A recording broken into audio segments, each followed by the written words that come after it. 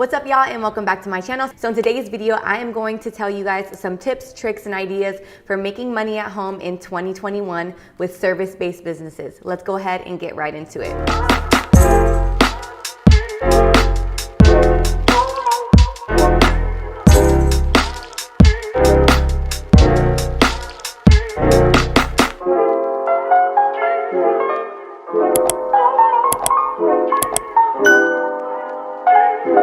So depending on what side you look at it, 2020 definitely forced/encouraged people to actually take a look at their life, especially when it came to their finances, their jobs, and the things that they were given attention to as far as their career goes. I personally think 2020 was a liberating year for a lot of people because it kind of forced people to do things outside of the norm and instead of relying on regular jobs or comfortable jobs for money, happiness, and living. In my last video, I shared tips and tricks to start a business and ways to get your mind going to start a business from home in 2021. And now this video is kind of dedicated to the people who don't necessarily want to start a business, but they have a service. They can provide a very pivotal service in the structure of having a business. So in today's video, I'm going to go over 5 different categories of freelancing from home.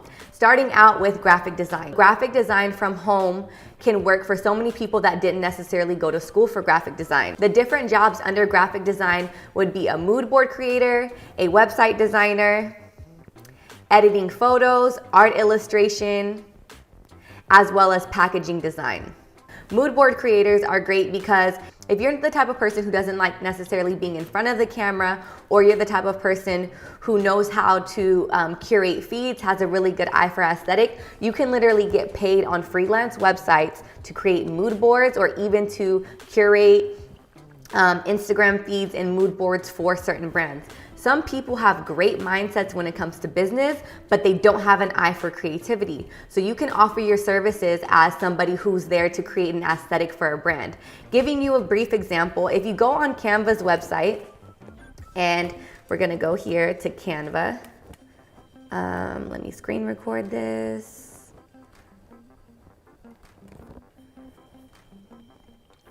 So if you go in Canva, and you go to, for example, all your designs, I'm gonna go ahead and pretend a palette that I actually have for my brand, pretend I have a makeup brand. Now, the business/client has given me a whole bunch of pictures, but she doesn't know what her branding's gonna be. She doesn't know what color she's gonna pick. She doesn't necessarily know what fonts or logos or things like that. So you can simply go on Canva, you can click the picture, and then you can click this top piece right here where it says background colors, and you can get the document colors that are in the picture.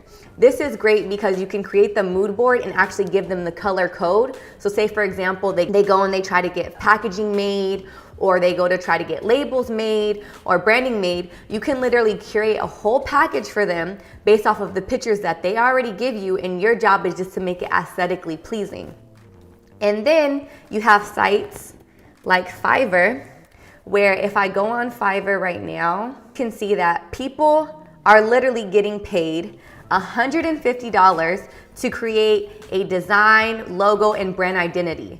This is something that might seem super simple based off of what I just did on Canva, but there's people who literally have polar opposites. For me, I'm the creative, I love doing stuff like this, but as far as structure, I need, for example, a virtual assistant, which I will talk about in the next part, somebody to help me structure the business, reply to emails, do the things that I don't like doing. Okay, so I'm gonna show y'all an example. So we're gonna just pretend like this makeup brand came to us and they wanted a mood board.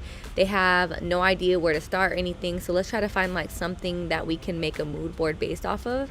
I'm gonna need y'all to get in your millennial bag because you know all of us was MySpace coders and we had our profile poppin', top 8 poppin', all of the graphics, you know, even though we technically didn't go to school for this, we're all coders at heart. Get into that inner child, get into that 12, 13-year-old, and let's make this happen.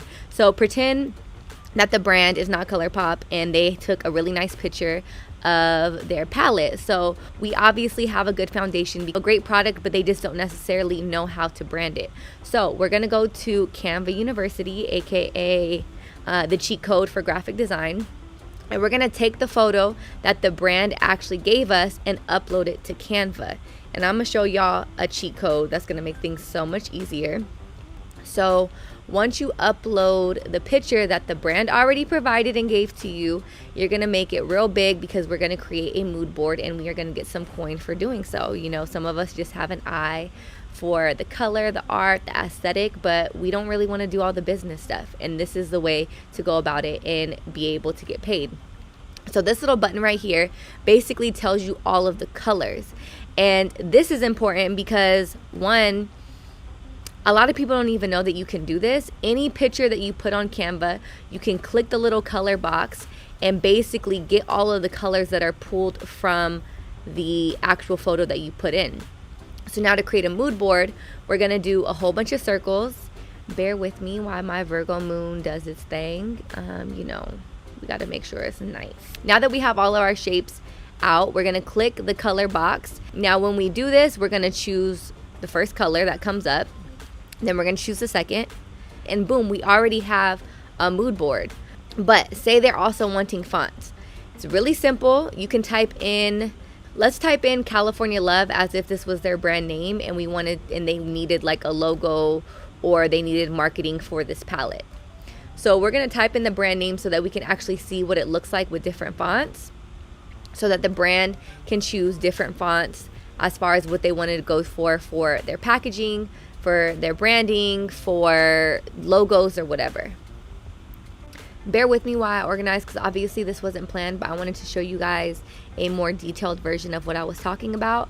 Let's change the color of this so that you can actually see it, and boom. So there you have California Love, but we also want to give them the actual name of the font. This is a free font from Canva, and some of the fonts that are on Canva you have to pay for, and some of the fonts for your logos you have to pay for too, because some people can basically own the rights to a font, so you have to make sure that you're doing all of your research on that. This is Moon Time, so I'm going to put it right under California Love so they can see their brand name, their pretend brand name in the font, so they have different fonts to choose from. So now we're going to basically duplicate that same thing and find a different font because, of course, brands want options. So boom, let's go through these and just try to find like another cursive font. Boom, so this one's good. Jonathan looks pretty cute. She looks really cute. So we are going to just basically copy and paste, boom, and then type Jonathan and put Jonathan next to the Jonathan font. That's California Love, so that they know that if they like their brand name in this font, then the font name is Jonathan.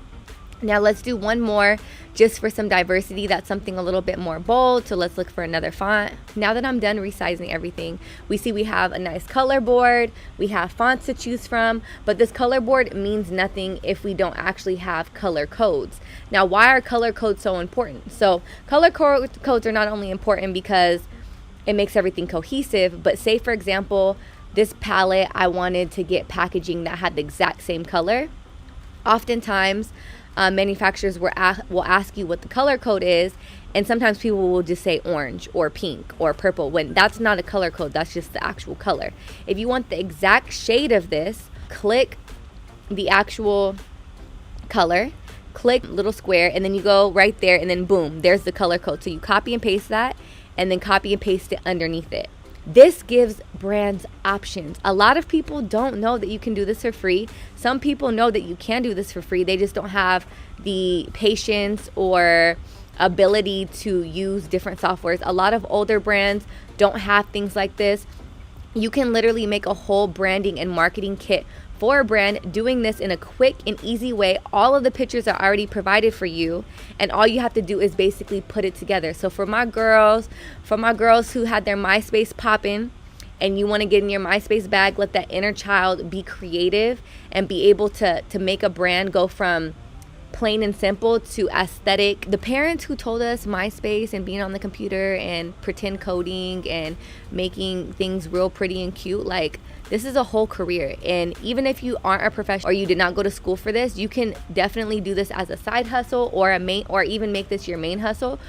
So if you're in the phase of you don't know what to do, 2021, you feel like you're down and out, you're not. You can be creative, you can exercise some of your creativity through freelancing, and then there's sites like Fiverr as well as others that allow you to basically sell your packages on a site and you can basically showcase your work and what you can do. But you need a bit of help as far as the professionalism goes, as far as logos, trying to find fonts and things like that.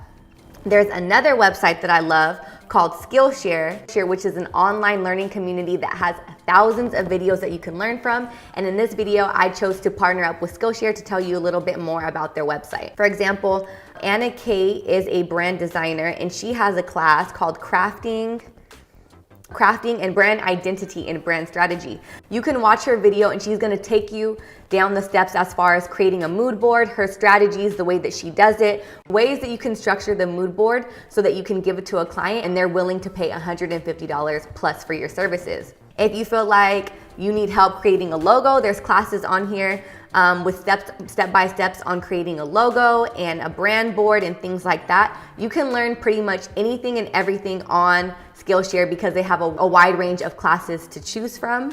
Another good thing about Skillshare is it's curated specifically for learning, so there's no ads, and they're always launching new premium classes so you can stay focused and follow whenever your creativity takes over, and it's less than $10 a month with an annual subscription. The first 1,000 of my subscribers to click the link in the description box will get a free trial of the premium membership so you can explore your own creativity. The second category that I want to go over as far as freelancing from home is basically like management. I'm going to just say management. So there's something called virtual assistant, which is something that I love and that I need as far as being able to maintain a YouTube channel, 2 businesses, and a lifestyle. A virtual assistant is basically somebody who does anything business related that a business owner needs. So for example, I would go on a freelance website and look for a virtual assistant who would be able to reply to customer service emails, be able to reply to shipping, management, and things like that. As far as business goes, these are things that you think like, oh, I don't need to pay somebody to do it. But having somebody who's specifically geared towards answering emails, making sure that your customers are happy and satisfied, making sure certain things are ordered monthly depending on your volume that you have in a business are super important, because there's people who are like me who don't necessarily like those type of analytics and